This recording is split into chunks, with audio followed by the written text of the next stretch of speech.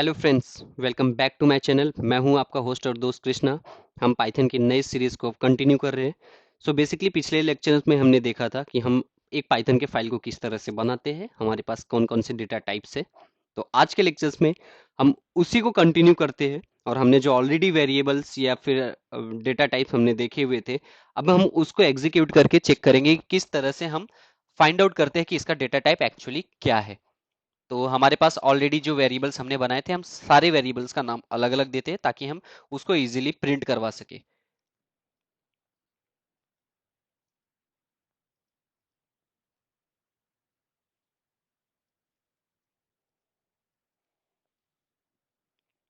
हमने सारे वेरिएबल्स यहाँ पे बना लिए।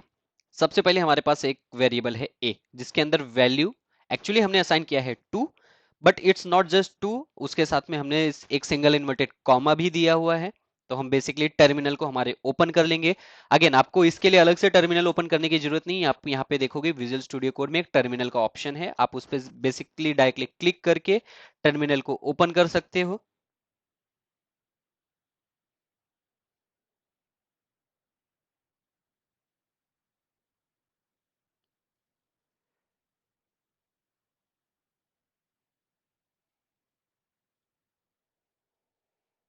मेरा टर्मिनल यहाँ पे मैंने ओपन कर लिया है।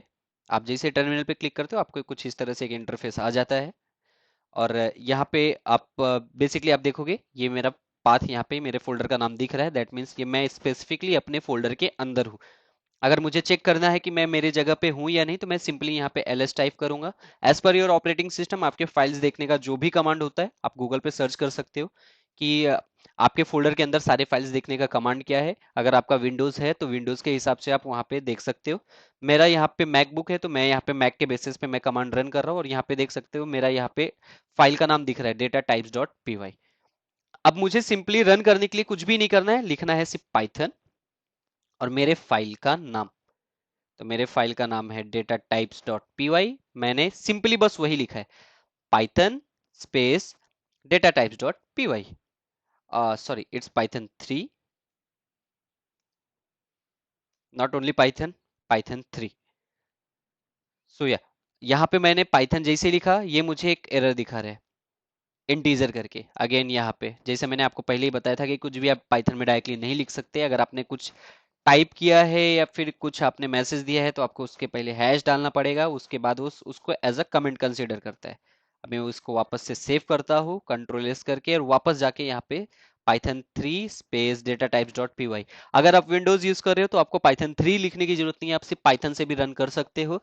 बट अगर आप लिनक्स या फिर मैकबुक यूज कर रहे हो तो फिर आपको वहां पे स्पेसिफिकली बताना पड़ेगा कि आप पाइथन का कौन सा वर्जन यूज कर रहे हो। Python that means Python 2 version, या पाइथन 3 मतलब पाइथन 3 के सारे वर्जन। तो मैंने यहाँ पे Python 3 space data types dot P Y किया हुआ है। आप देखोगे यहाँ पे ये रन हुआ, कोई एरर नहीं आया और ना तो कुछ दिखा। क्यों नहीं दिखा? क्योंकि हमने ये पूरे फाइल में कहीं भी कुछ प्रिंट नहीं करवाया। जब तक आप कुछ प्रिंट नहीं करवाते हो यहाँ पे कुछ नहीं दिखता है। तो मैं इसको पूरा क्लियर करता हूँ, और मैं यहाँ पे मेरे कोड के नीचे या फिर यहीं पे जाता हूँ और लिख देता हूँ प्रिंट। प्रिंट लिखता हूँ ए। अभी यहाँ तो मैंने ना तो सिंगल इन्वर्टेड कॉमा लिखा है प्रिंट के अंदर जो ए लिखा है, ना तो double inverted comma. That means ये इसको एज अ वेरिएबल कंसीडर करेगा। ये ढूंढेगा ए नाम से वेरिएबल कहीं पे है तो उसको मिलेगा यस यहाँ पे 4 नंबर की लाइन पे। अभी वापस जाता हूँ, सेम उसे रन करता हूँ मैं। आप देख सकते हो यहाँ पे अब मुझे 2 दिखा है, मतलब ये उसे प्रिंट किया है जो मैं चाहता हूँ। आप एट अ टाइम पे मल्टीपल वेरिएबल्स को भी प्रिंट कर सकते हो कॉमा देके, ए कॉमा बी कॉमा सी। ओके, अगेन मैं आता हूँ यहाँ पे रन करता हूँ। तो मेरा ये तीनों वैल्यू मुझे प्रिंट करके दिखा रहा है। ए का वैल्यू 2 था, बी का वैल्यू भी 2 था, सी का वैल्यू बी था। वो सारे के सारे स्ट्रिंग थे। अब इसके बाद अगेन अगर मैं ये चाहूं मैं डी भी यहाँ पे प्रिंट कर लूं तो मैं नहीं कर सकता हूं, क्योंकि डी एक्चुअली यहाँ पे बना हुआ है और जो प्रिंट हो रहा है वो उससे पहले ही हो रहा है। तो जब भी आप कोई वेरिएबल बनाते हो तो आप प्रिंट उस वेरिएबल के बनाने के बाद ही कर सकते हो, आप उसके पहले उसको प्रिंट नहीं कर सकते।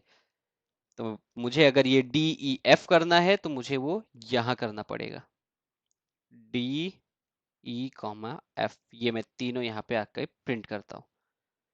आप देख सकते हो यहाँ पे फर्स्ट जो मैंने ए बी सी किया था वो यहाँ पे आ गया, दूसरा मैंने जो DEF किया था वो यहाँ पे आ गया। इसी तरह से मैं इसको भी प्रिंट कर सकता हूँ, print G, H। But again हमने जो जो डेटा टाइप्स अभी एक्सप्लेन नहीं किए हैं, इसका मतलब ये नहीं कि आपको आगे नहीं बताएंगे, बिकॉज वो लेक्चर्स की जरूरत अभी नहीं है, इसलिए मैं आपको अभी प्रेफर नहीं कर रहा हूँ। आगे आने वाली वीडियोस में आपको उसको बताऊंगा, डिक्शनरी के बारे में, टपल के बारे में, सेट के बारे में, हर एक चीज के बारे में आपको एक्सप्लेन किया जाएगा। अगेन मैं यहाँ पे आता हूँ, रन करता हूँ, आप देख सकते हो यहाँ पे सारे वेरिएबल्स प्रिंट हो गए। बट ये तो हमारा सिर्फ वैल्यूज प्रिंट हो रहा है। अगर मुझे एग्जैक्टली exactly सबका टाइप जानना है क्या है, तो फिर क्या करना है, तो एक एक ऑलरेडी पाइथन में प्री डिफाइंड फंक्शन होता है टाइप करके।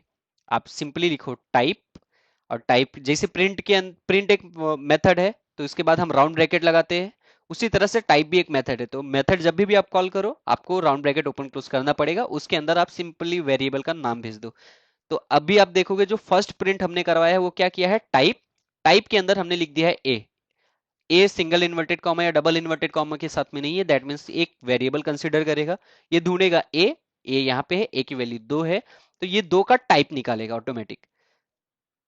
मैं वापस से रन करता हूं, अभी आप यहाँ पे देख सकते हो जो फर्स्ट हमारा प्रिंट हुआ है वो हमें बता रहा है class str that means string. तो यहाँ पे हमें डेटा टाइप मिल गया। उसी तरह से अब हम जाते हैं यहाँ पे और हम इसमें से तीनों का टाइप निकालते हैं। तो सबसे पहले टाइप, टाइप के अंदर हमने लिख दिया डी। दूसरा हमने लिखा टाइप, टाइप के अंदर हमने लिख दिया ई। फिर वापस से हमने लिख दिया टाइप, टाइप के अंदर हमने लिख दिया एफ। तो हमने तीनों का डेटा टाइप निकाला है, देखो टाइप डी कॉमा टाइप ई कॉमा टाइप एफ। हमने तीनों का यहाँ पे टाइप प्रिंट करवाया है एक ही साथ में। यहाँ पे आप देख सकते हो फर्स्ट स्ट्रिंग, दूसरा फ्लोट, थर्ड कॉम्प्लेक्स। सो मिल गया आपको सारे टाइप्स। इसी तरह से हमने जो जी और एच किया था उसके भी हम टाइप्स को यहाँ पे निकाल सकते हैं, टाइप जी, टाइप एच। अब हम इसको भी देख लेते हैं, इसका भी आउटपुट जो एक्सपेक्टेड है, लिस्ट और टपल वही आने वाला है। यहाँ पे आप देख सकते हो list, class list and class tuple. So हमने सारे टाइप्स निकाले और हम चेक कर लिए। तो जब भी आप कोई वेरिएबल बनाते हो और आपको ये श्योर नहीं है कि उसका टाइप क्या है, आप इस तरह से उसका टाइप देख सकते हो। आप प्रिंट करो, प्रिंट के अंदर लिखो टाइप, टाइप के अंदर उस वेरिएबल का नाम पास कर दो, बेसिकली वो आपको एक आउटपुट में बता देगा कि वो क्या डेटा टाइप है। तो इस तरह से हम पाइथन के फाइल को रन करते हैं और इस तरह से हम टाइप को देखते हैं। थैंक यू सो मच इस वीडियो में बने रहने के लिए, और आगे आने वाले वीडियोज में हम देखेंगे और आगे के लेवल्स को, आगे के स्टेप्स को जानेंगे, और धीरे धीरे करके हम पाइथन के एडवांस लेवल तक जाएंगे। Thank you so much, please support करिए, प्लीज सब्सक्राइब करिए और प्लीज बने रहिए हमारे चैनल पे। Thank you so much.